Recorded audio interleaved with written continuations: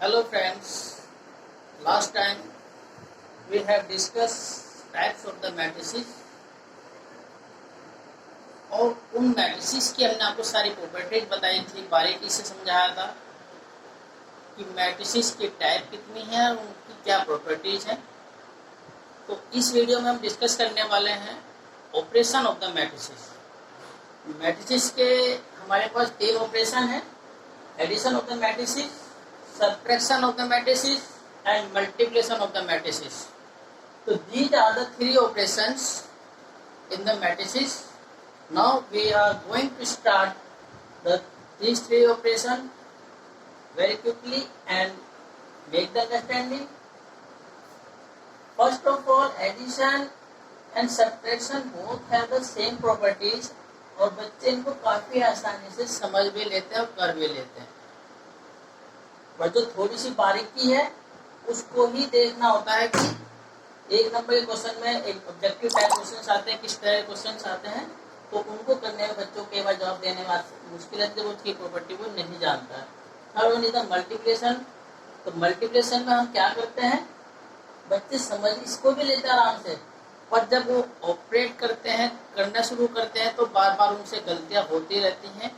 तो उन्हीं गलतियों को रिमूव करने के लिए हम आपको इसके लिए इस पे हम ज़्यादा एम्फेसाइज करेंगे अपनी वीडियो में। तो अभी फिलहाल हम तीनों प्रॉपर्टी डिस्कस करेंगे। तो आइए हम शुरू करते हैं। First is the addition of the matrices.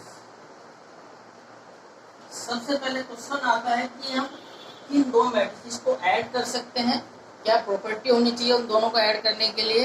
तो आइए हम देखते हैं क्या प्रॉपर्टी होनी चाहिए। 2 मैट्रिसेस को ऐड हम तभी कर सकते हैं जब उनके ऑर्डर सेम होंगे, यानी कि if A is the m cross n and b is the m cross n। आपके पास 2 मैट्रिसेस हैं, एक है आपके पास m क्रॉस n ऑर्डर की और एक है b जो कि जिसका ऑर्डर भी सेम है, m क्रॉस n है। ऑर्डर के बारे में हमने लास्ट वीडियो में बात कर चुके हैं, तो वहां से आप देख सकते हैं कि ऑर्डर क्या होता है। किसी भी मैट्रिक्स का number of rose number of column को हम ऑर्डर बोलते हैं। तो यहाँ हम 2 मैट्रिसेस को ऐड करना चाहते हैं, ए और बी को। हम ऐड जब भी कर पाएंगे जब इन दोनों के ऑर्डर सेम होंगे। ये मोस्ट इंपोर्टेंट बात है ऐड करने में और सब्ट्रैक्शन करने में। तो these 2 will be add if they have the same order. तो जब हम इन्हें ऐड करेंगे तो इन दोनों का जो रिजल्टेंट मैट्रिक्स आएगी उसका ऑर्डर क्या होगा, उसका ऑर्डर भी यही होगा जो हमारा हमने यहाँ पे पहले जिस ऑर्डर की मैट्रिसेस ले रखी हैं वही ऑर्डर की सेम मैट्रिसेस बाद में भी आएगी। केवल ऑर्डर चेंज होंगे आपके मल्टीप्लिकेशन में, इन दोनों में कोई ऑर्डर चेंज नहीं होते क्योंकि हमें सेम ऑर्डर की मैट्रिक्स होती है। उनको ऐड भी कर सकते हैं, सब्ट्रैक्ट भी कर सकते हैं। अब एक एग्जांपल ले लेते हैं कि समझने के लिए कि इन 2 मैट्रिक्स को कैसे ऐड करें। एक एग्जांपल ले लेते हैं, छोटा सा एग्जांपल है 2 3 5 3 4 5। This is the 2 rows first second, 2 row हो गए एंड कॉलम इज 1 2 3 3। और इसको ऐड करना हमें यानी कि दूसरी तीसरी ऑर्डर की लेनी पड़ेगी। तो 5 7 2 3 4 3। This is also 2 cross 3 order की मैट्रिसेस है। इसको जब आप ऐड करेंगे और ऐड करने के लिए आपको क्या चाहिए, कोरोस्पोंडिंग एलिमेंट को कोरोस्पोंडिंग एलिमेंट से ही प्लस करा जा सकता है। यानी कि 2 को हम जब प्लस करेंगे, 2 को हम प्लस करेंगे इसमें 7 में, सॉरी 5 में, तो 2 + 5 इज 7। 3 कोरोस्पोंडिंग एलिमेंट है यहाँ पे 7, तो 3 + 7 इज 10। 5 की कोरोस्पोंडिंग एलिमेंट है 2 है, तो 5 + 2 is 7। 3 + 3 is 9। 4 + 4 is 8। 5 + 3 is 8। 3 + 3 is 6। तो ये आपकी मैट्रिक्स है, तो इसका ऑर्डर भी आपका सेम रहेगा, 2 क्रॉस 3 रहेगा। ये ऐड करने का तरीका ये रहेगा आपका ध्यान रखने वाली बात यह है कि कोरस्पोंडिंग एलिमेंट को कोरस्पोंडिंग एलिमेंट के साथ ही ऐड या सब्ट्रैक्ट किया जाएगा। अब दूसरी इसकी जो प्रॉपर्टी है एडिशन की, एडिटिव आइडेंटिटी। एडिटिव आइडेंटिटी का मीनिंग है, एडिटिव आइडेंटिटी का मतलब है किसी में हम क्या चीज ऐड करें कि वापस से वही आ जाए, उसको बोलते हैं एडिटिव आइडेंटिटी। यानी कि identity of a matrix. Identity of a matrix मतलब इस किसी भी मैट्रिक्स में हम क्या ऐड करें। अब हमारे पास एक मैट्रिक्स है ए, ये m क्रॉस n की मैट्रिक्स है। अब इसमें हम क्या ऐड करेंगे, नल मैट्रिक्स ही हम ऐड करनी पड़ेगी इसी ऑर्डर की, तो हमें वापस से यही मैट्रिक्स मिल जाएगी। यानी कि एडिशन में एडिटिव आइडेंटिटी जो मैट्रिक्स होती है वो नल मैट्रिक्स होती है as per requirement of order. ऐसे ये आपका आइडेंटिटी हो गया। दूसरा है inverse of inverse, additive inverse, इसे बोलेंगे एडिटिव इनवर्स। तो एडिटिव इनवर्स में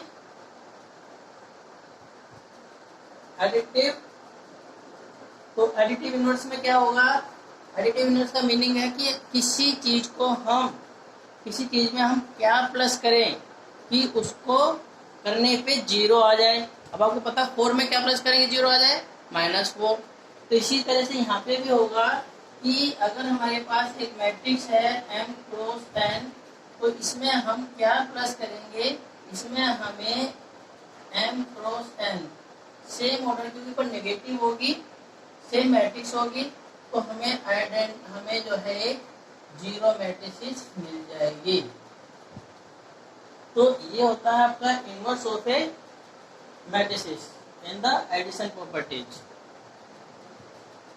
अब हम बात करेंगे सब्ट्रैक्शन की। Subtraction of the two matrices. Subtraction की बताने की मुझे जरूरत नहीं है क्योंकि सब्ट्रैक्शन की प्रॉपर्टीज सारी यही हैं। सब्ट्रैक्शन में जो है सेम प्रॉपर्टीज है, सेम ऑर्डर की होनी चाहिए। सब्ट्रैक्ट करने के लिए भी कोरस्पोंडिंग एलिमेंट को कोरस्पोंडिंग एलिमेंट से सब्ट्रैक्ट करना है, तो सारी प्रॉपर्टीज यही आने वाली हैं। इसमें मेरे एक टॉपिक और है, इसमें एक पॉइंट और मेरा आ रहा है कि कॉम्यूटेटिव है या नहीं। टू मैट्रिसेस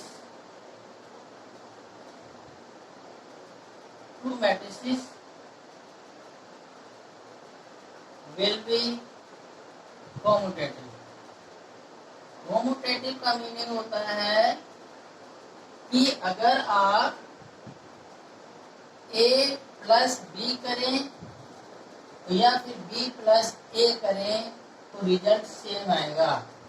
तो इसलिए हम कहेंगे कि एडिशन में दो मैट्रिसेस जो है कॉम्यूटेटिव होती हैं, एसोसिएटिव होती हैं, क्योंकि अगर आप a प्लस बी करें b प्लस a करें तो दोनों का रिजल्ट सेम आएगा। और हम डिस्कस करने जा रहे हैं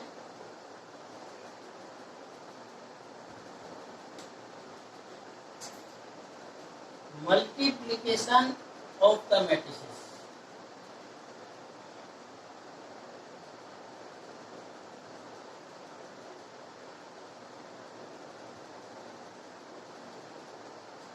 मल्टीप्लिकेशन ऑफ द मैट्रिसेस, वहां तुमने देखा एडिशन में कि हम जो है ऑर्डर सेम होना चाहिए, पर यहाँ पे ऑर्डर की ही मेन इंपोर्टेंट यहाँ पे ऑर्डर की है। जैसे आपका है पास अगर A is the m cross n matrix है और एंड B एक कोई मैट्रिक्स है जिसमें आपके पास n क्रॉस n मैट्रिक्स है, इन दोनों मैट्रिक्स की ही हम मल्टीप्लाई कर पाएंगे। क्यों कर पाएंगे? क्योंकि हमारी प्रॉपर्टी होती है मल्टीप्लिकेशन ऑफ द मैट्रिक्स की कि दो matrix will be multiply if number of rows of first matrix number of column of first matrix is equal to the number of rows of second matrix। तो मैं लिख देता हूं, two matrices will be multiplied if number of columns of first number of column of first matrices equal to number of rows of second matrices.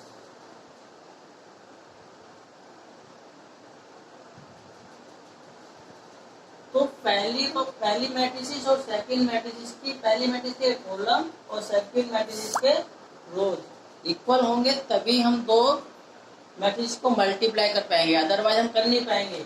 यानी कि ये आपका दोनों का इक्वल होना चाहिए तब जाकर के हम मल्टीप्लाई कर पाएंगे।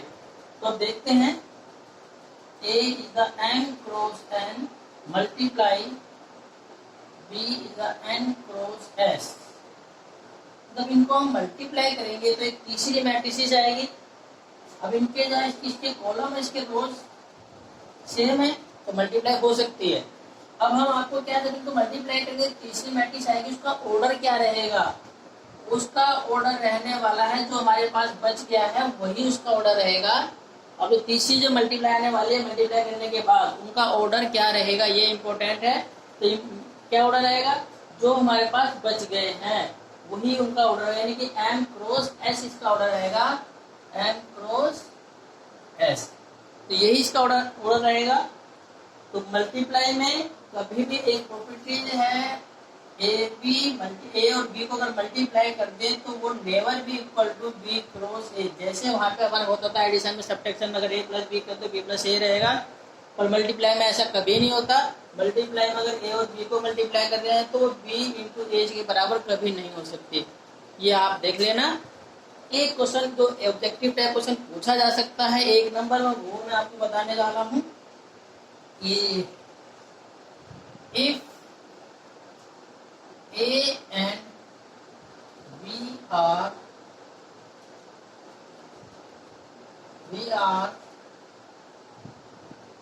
two matrices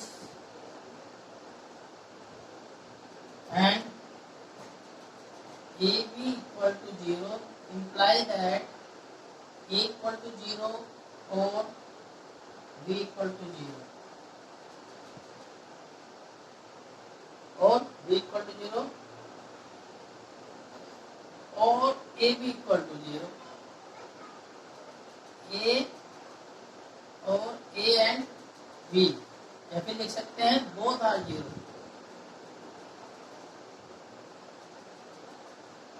ये तो समझ में आता है कि हाँ अगर दोनों जीरो तो 0 आना ही आना है मल्टीप्लाई करके, ये तो क्लियर है।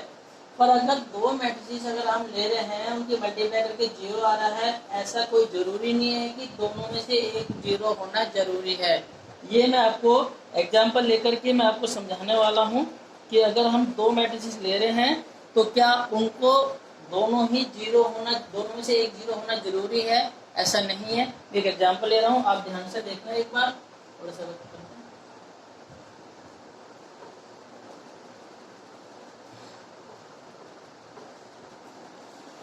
तो एक एग्जांपल ले रहे हैं हम।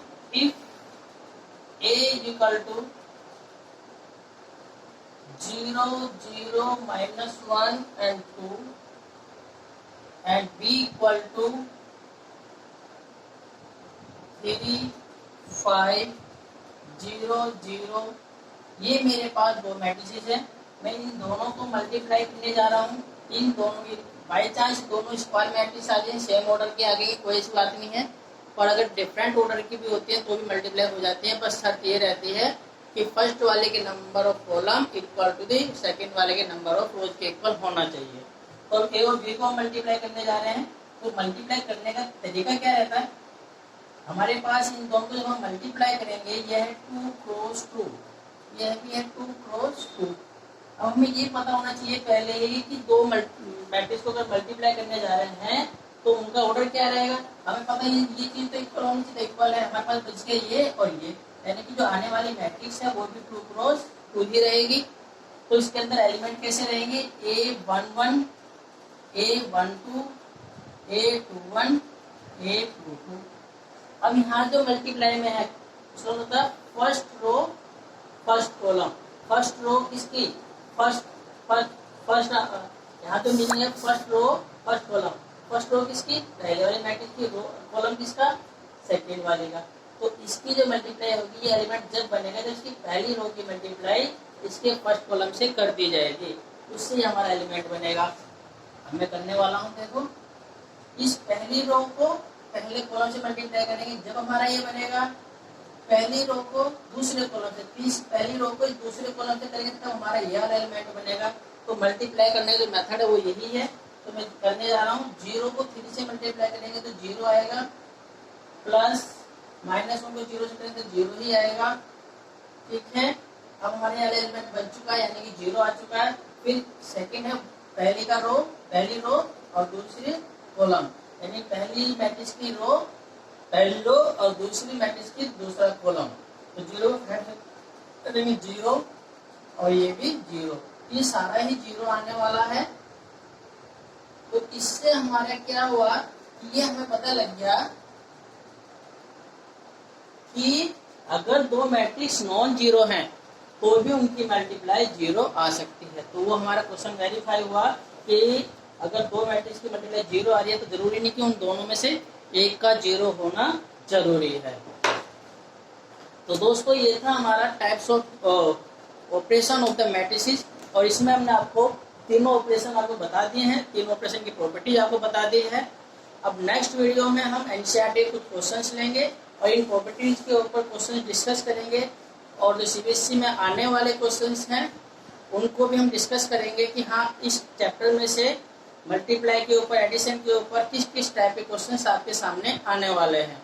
तो नेक्स्ट वीडियो में आप बिल्कुल छोड़े ना, और नेक्स्ट वीडियो के लिए ध्यान रखें, सब्सक्राइब कर लें ताकि आपके पास वो वीडियो पहुंचे और आप उसको जान पाएँ कि हाँ इस चैप्टर में से एडिशन और मल्टीप्लाई और एडिशन सब्ट्रैक्शन के ऊपर किस टाइप के क्वेश्चन बोर्ड में आते हैं, वही हम डिस्कस करेंगे। Thank you.